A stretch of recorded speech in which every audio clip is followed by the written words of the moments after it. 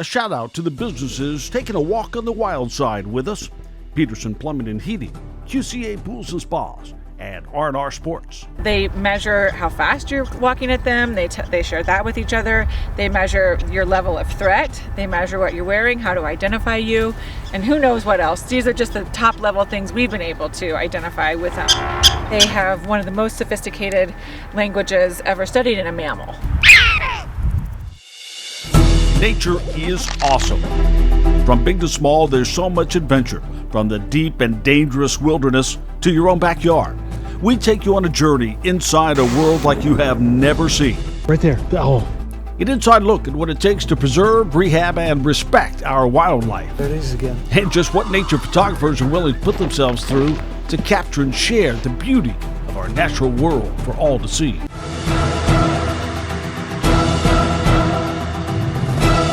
That's wild. Let's go.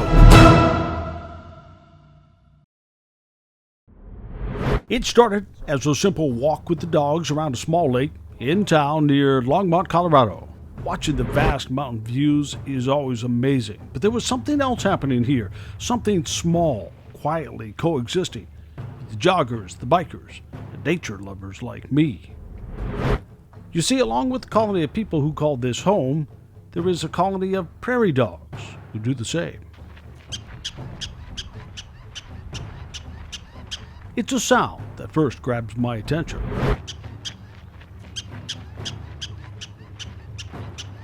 And so it begins.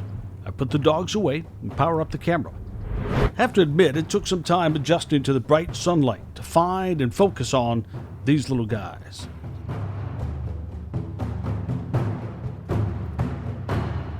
Their surprising speed made that even more challenging. The farther I got away from people, the more my new friends settled in with me and came to life, showing off their personalities. From seeing how they keep tabs on friends and family and talk to each other,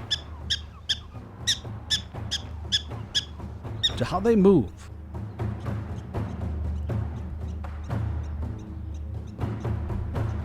Maintain their homes, eat and hang out, and whatever this cuteness overload is all about.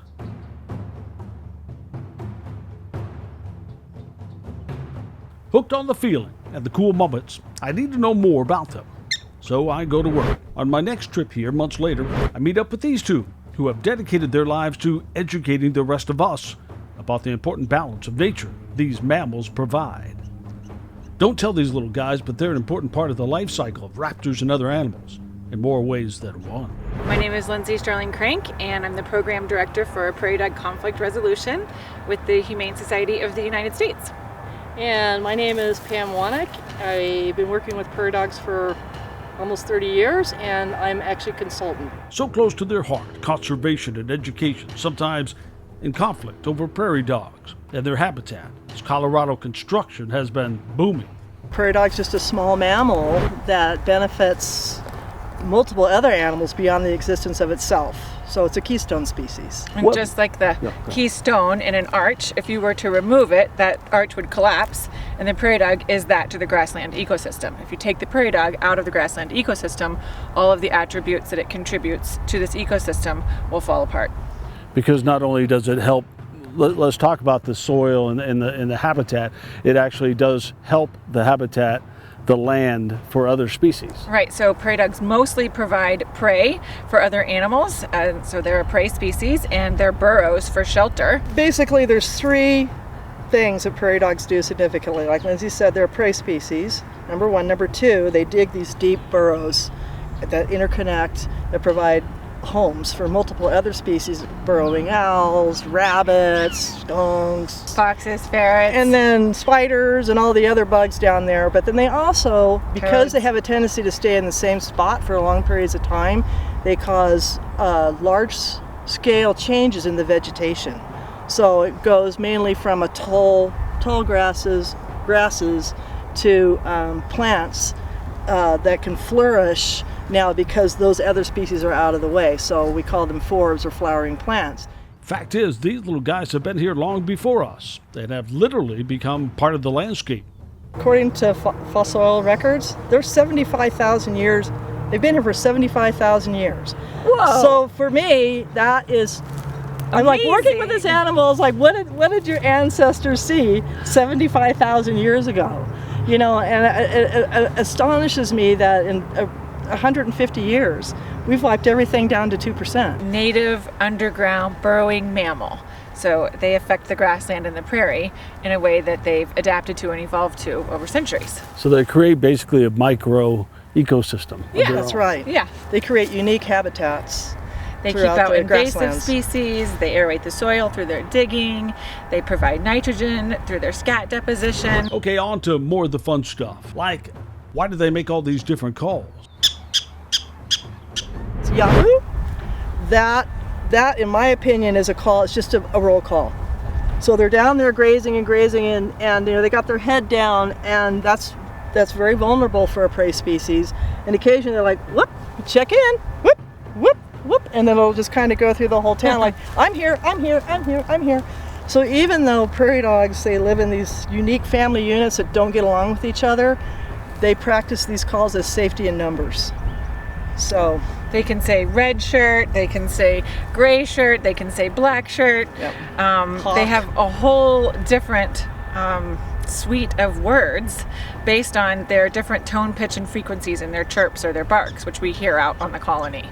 And they measure how fast you're walking at them. They share that with each other. They measure your level of threat. They measure what you're wearing, how to identify you, and who knows what else. These are just the top level things we've been able to identify with them. They have one of the most sophisticated languages ever studied in a mammal. They even learn new words when they move to new places to identify people and predators. they can even differentiate between a coyote and a German Shepherd. Yep. Which is amazing. Yep. And then they can communicate that. Not only are they seeing that from this low on the ground, Yeah. but they're spreading that message out. And That's then right. They also have been found to have different dialects. So like a Texan prairie dog talks differently than a Coloradan prairie dog. He's got a little extra swagger, got a little yeah. Texas twang into his lip. And to keep in mind, Colorado is a special state, so we have 3 different species, and all 3 of them have different chirps, different barking.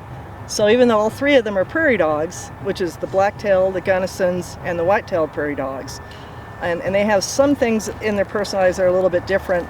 Some of them have a little bit different DNA.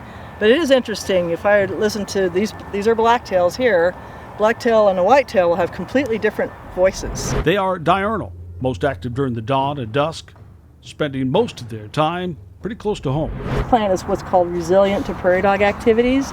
This plant can actually get about this high, but prairie dogs will nibble it down so they can see visually, but it's no harm to the plant. In fact, the plant likes it. It's being basically pruned off, so it's causing it to even grow bigger. And that's why they say some towns, prairie dogs actually support all of these plants that wouldn't survive like this without the prairie dogs. Cultivating the soil, They're right? cultivating This it. is what we would call an active burrow. It has fresh dirt. You know, you can tell this dirt is loose and it was recently moved around, and then it also has fresh scat, and she has been maintaining this burrow. Built to draw in fresh air and protect against the elements, even designed to drain some water. Digging question, though, requires a little show and tell. Oh, could you show me that again? That was very good. I was got the foot too. And Dig it and then push a it lot back. of nose packing. Yep. Right? They do a These lot are of nose all packing. nose prints Oh, right that's here. nose prints. Yeah, they're Yep. going in there and packing it down really hard. So they're very industrious little guys. Oh yeah, I can see the indentations Isn't right that there. amazing? That's cool. Yeah, they're pretty cool. All burrows are different too. Yeah, and I like it as I go from this angle here. You're right, they have that sort of the shelter system in place right there. Wow. Members of the rodent family because their teeth always grow, but what about the growth of their families? They only meet up one time a year after they reach the 2-year mark. With a 4-hour window to get the business done. It's hard for a prairie dog to make it. So only half, they will breed underground. And a lot of them don't make it to adulthood. They never make it to sexual maturity. So that's way different than like mice or rats. Rats or rabbits or, whatever. But they have an average of 2.5 young per year, and that's because they'll have a litter size of 6 to 8 sometimes, and only a portion of your colony is breeding. And then only half of those make it above ground is the estimate, and then the average of that is that only half of those go on to breed. So that's how you get their litter size down to an average of 2.5 young per year. Do you see personalities in them? Oh, absolutely.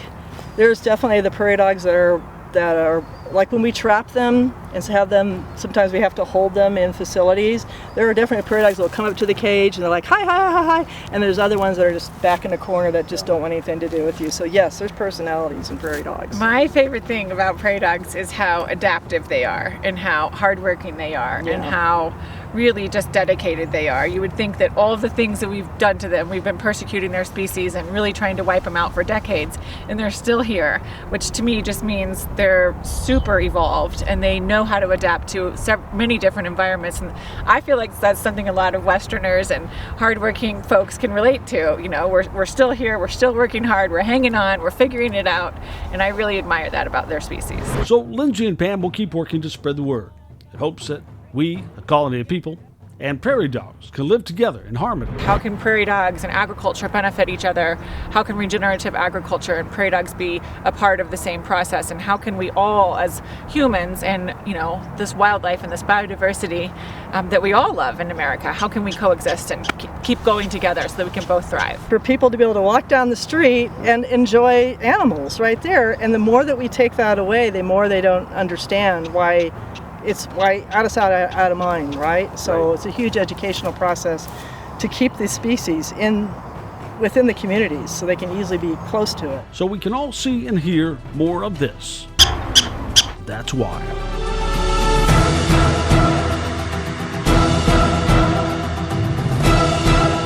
That's wild. Let's go. Hey, subscribe, tell a friend, help us keep growing and going. Let's go.